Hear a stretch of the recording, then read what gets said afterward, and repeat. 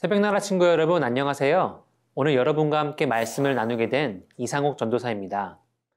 다이어트는 내일부터 라는 명언이 있죠. 정말 큰 결심으로 시작하는 다이어트지만 하루 정도는 쉬어도 되겠지? 한 입만 먹어도 되겠지? 라는 생각을 이기지 못하고 조금씩 그 생각들과 타협하게 됩니다. 그리고 그렇게 다이어트는 실패하게 되는 거죠. 4월달 함께 읽고 있는 에스라 말씀에서도 이스라엘 백성들을 향한 고난과 유혹의 손길들을 볼 수 있습니다. 과연 이스라엘 백성들은 이 상황 속에서 어떻게 행동했을까요? 함께 말씀을 통해 알아보겠습니다. 오늘 말씀의 제목은 타협 없이 선긋기입니다. 오늘의 말씀은 에스라 4장 1절에서 10절입니다. 유다와 베냐민의 대적은 포로로 잡혀갔던 사람들이 돌아와 이스라엘의 하나님 여호와를 위해 성전을 건축한다는 소식을 듣고 스룹바벨과 가문의 우두머리에게 찾아와 말했습니다. 당신들이 건축하는 일을 우리가 돕겠소.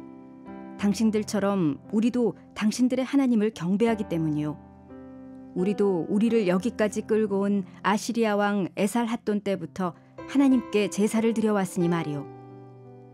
그러나 스룹바벨과 예수아와 나머지 이스라엘 가문의 우두머리는 그들에게 말했습니다. 당신들은 하나님의 성전을 짓는 일에 우리와 아무 상관이 없소.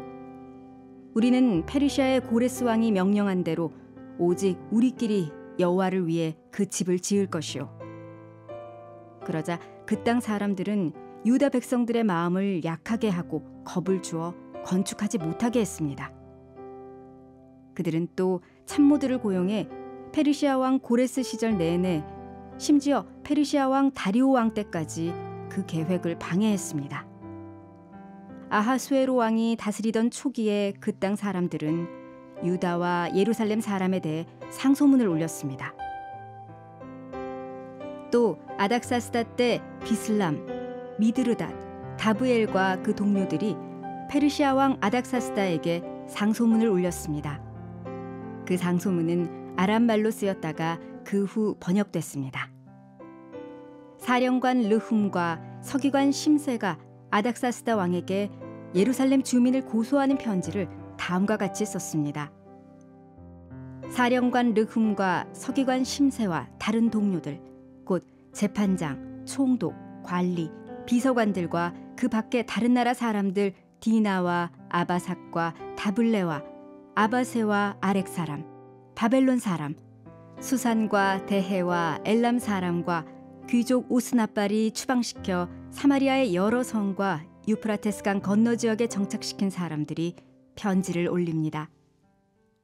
오늘 말씀에서는 유다와 베냐민의 대적이 등장합니다.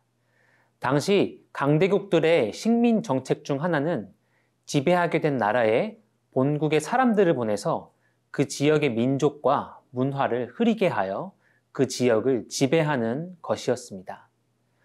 오늘 등장하는 사람들도 그러한 목적으로 예루살렘에 거주하고 있던 사람들로 볼 수 있습니다.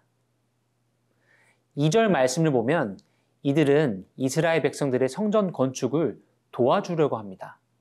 참 친절한 것 같죠? 그런데 이스라엘 백성들은 이들의 친절을 거절합니다. 과연 이들은 정말로 성전 건축을 도와주고 싶었을까요? 4절, 5절 말씀을 보면 이들의 진심을 볼 수 있습니다. 4절, 5절 말씀을 함께 읽겠습니다. 그러자 그 땅 사람들은 유다 백성들의 마음을 약하게 하고 겁을 주어 건축하지 못하게 했습니다. 그들은 또 참모들을 고용해 페르시아 왕 고레스 시절 내내 심지어 페르시아 왕 다리오 왕 때까지 그 계획을 방해했습니다. 그들의 제안이 거절당하자 이들의 태도는 돌변합니다. 유다 백성들의 마음을 약하게 하고 겁을 줘서 성전 건축하는 일을 방해했습니다. 작심삼일이라는 말이 있죠. 이들의 작심은 단순히 며칠 동안 일어난 것이 아닙니다. 페르시아 왕 고레스를 거쳐 페르시아의 다리오 왕 때까지, 즉 수십 년 동안 성전 건축을 방해합니다. 이들의 이러한 행태로 봤을 때 이들이 처음 성전 건축을 도와주려고 했던 그 친절이 진심이 아니었음을 알 수 있습니다. 만약 함께 성전을 건축 진행을 했다면 어떤 일이 일어났을까요? 새벽나라 친구 여러분, 우리의 삶에는 이처럼 친절한 것 같이 거짓된 유혹들이 찾아올 때가 있습니다. 애매하고 교묘하게 파고들어 나의 믿음이 약해지고 현실과 타협하게 만드는 말이나 그런 생각들에는 무엇이 있나요? 우리의 마음을 강하게 붙들어 주실 하나님을 의지하며 나아갈 수 있는 우리 모두가 되기를 소망합니다.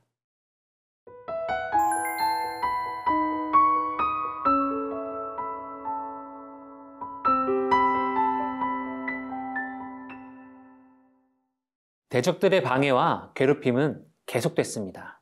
시간은 흘러 에스더의 남편인 아하수에로 왕, 그리고 그 뒤를 잇는 왕인 아닥사스다 왕 시절까지 갔습니다. 대적들은 더욱더 본격적인 방해를 하기 위해 왕에게 상소문을 올렸습니다.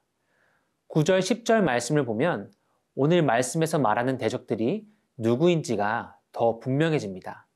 9절, 10절 말씀을 함께 읽겠습니다.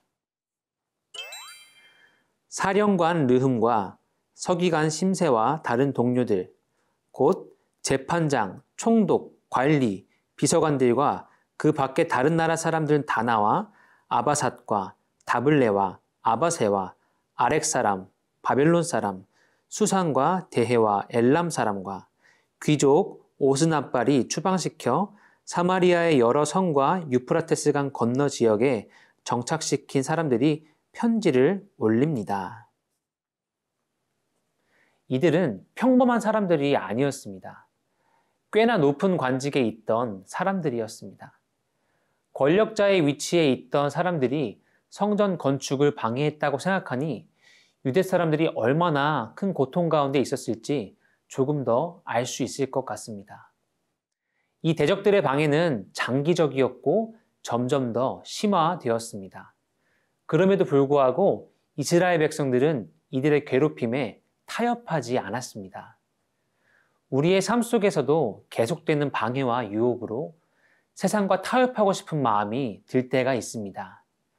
우리가 세상과 타협하고 싶은 순간 유다 사람들처럼 선을 긋기 위해서 우리는 어떻게 해야 할까요?